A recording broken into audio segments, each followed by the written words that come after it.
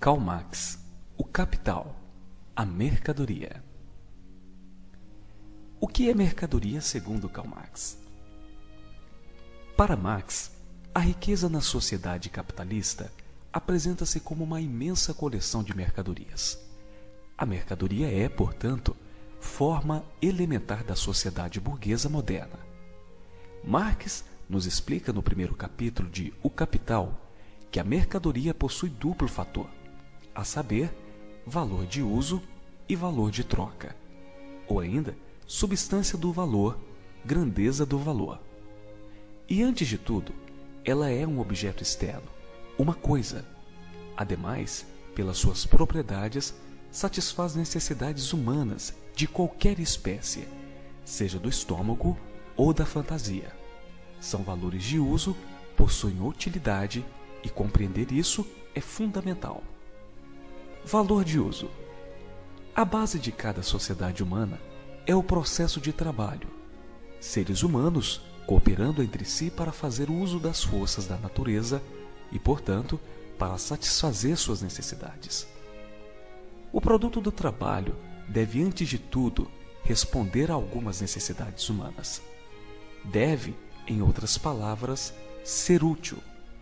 Marx chama-o valor de uso. Valor de troca. Sob o capitalismo, todavia, os produtos do trabalho tomam a forma de mercadorias.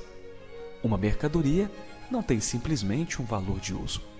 Mercadorias são feitas não para serem consumidas diretamente, mas para serem vendidas no mercado. São produzidas para serem trocadas. Desse modo, cada mercadoria tem um valor de troca. A relação quantitativa, a proporção no qual valores de uso de um tipo são trocados por valores de uso de um outro tipo. Assim, o valor de troca de uma camisa poderá ser uma centena de latas de ervilhas. Marx diz que a mercadoria, quando finalizada e pronta para o consumo, não mantém o seu valor real de venda, ou seja, o valor determinado pela quantidade de trabalho materializado no artigo. Em seu lugar, passa a ter um valor irreal e infundado, como se não fosse fruto do trabalho humano e nem pudesse ser mensurado. A este fenômeno, Marx deu o nome de fetichismo da mercadoria. Atenção, assunto polêmico agora, hein? Você vai conhecer agora a história de Charles, um presidiário que reivindica o pagamento dos serviços prestados dentro da cadeia. A indenização pode chegar a R$50 mil, hein?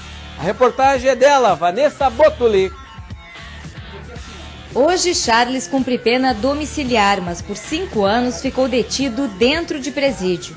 Nas penitenciárias, ele trabalhou como mestre de faxina, auxiliar de cozinha, copeiro, fez corte de lenha, capina, jardinagem e pintura. Atividades pelas quais recebia pouco mais de R$20 a cada 3 meses. E foi neste período que começou a ler o Código Penal.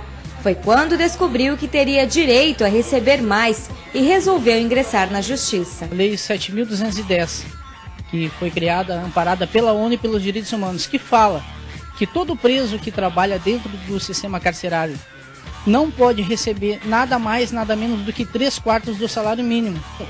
Eu tô requerendo um direito meu, porque foi um direito trabalhado. A minha mãe, durante os 10 anos que eu cumpri de pena no regime fechado, a minha mãe gastou aproximadamente mais do que R$70 mil. E a lei fala que esse dinheiro também é para ajudar a família. Charles estima que com os valores corrigidos, o dinheiro ao qual teria direito chegaria a R$50 mil. O advogado dele diz que até agora ingressou com 2 ações na Justiça e que há muitos presos interessados. A gente tem visto que em outros estados tem conseguido. Em São Paulo e Minas Gerais tem decisões positivas. Então a gente tem esperança que, juntando a jurisprudência de outros estados, a gente consiga ter um resultado positivo aqui também. É uma ação pioneira nesse sentido. Segundo a Superintendência dos Serviços Penitenciários, o maior benefício que os detentos recebem por exercer atividade é a remissão da pena. 3 dias trabalhados representam um a menos da punição imposta pela Justiça. Além disso, a alegação é de que muitas das tarefas realizadas dentro do sistema carcerário não exigem cumprimento de carga horária. É o que explica o diretor administrativo da SUSEP. Segundo ele, hoje os mais de 3.800 detentos recebem uma verba orçamentária pelo trabalho, o chamado pacotinho, no valor de R$ 28. Por que não é pago esses 3/4 do salário mínimo?